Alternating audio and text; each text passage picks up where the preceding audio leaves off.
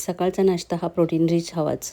तुम्हाला माहिती आहे का, 100 ग्रॅम सोया चंक्समध्ये 50 ग्रॅम एवढं प्रोटीन असतं. त्यामुळं सोया चंक्स आपल्या डाएटमध्ये असायलाच पाहिजे. चला सोया चंक्सची टिक्की बनवूयात.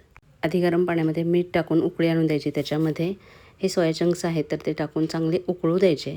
नंतर थंड पाण्याने धुवून घ्यायचे. त्याच्यातलं पाणी आहे ते पूर्ण हाताने पिळून काढून टाकायचं, म्हणजे त्याचा उग्र वास आहे तो जातो.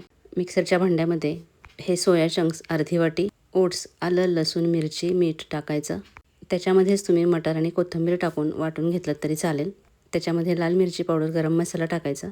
मिक्स करून त्याच्या असे छोटे छोटे टिक्की बनवून घ्यायच्या आणि अगदी थोड्या तेलामध्ये शॅलो फ्राय करून घ्यायच्या आहेत. सोया चंक्सची भाजी आवडत नसेल तर असे सोया टिक्की आपण करू शकतो. सोया चंक्स हे प्रोटीन आणि फायबरयुक्त असतात. त्यामुळे सोया चंक्स हे अफोर्डेबल आणि पॉवरफुल प्रोटीन सोर्स आहे. थोडंसं तेल टाकून दोन्ही बाजूने टिक्की फ्राय करून घ्यायचे. आपण याच्यामध्ये मटारसुद्धा टाकले तर मटारमध्ये सुद्धा खूप जास्तीचं प्रोटीन असतं. तर सकाळच्या नाश्त्यासाठी अगदी 10 मिनिटात होणारा हा अगदी हेल्दी ऑप्शन आहे, जो लहानांपासून मोठ्यापर्यंत सगळ्यांनाच आवडेल.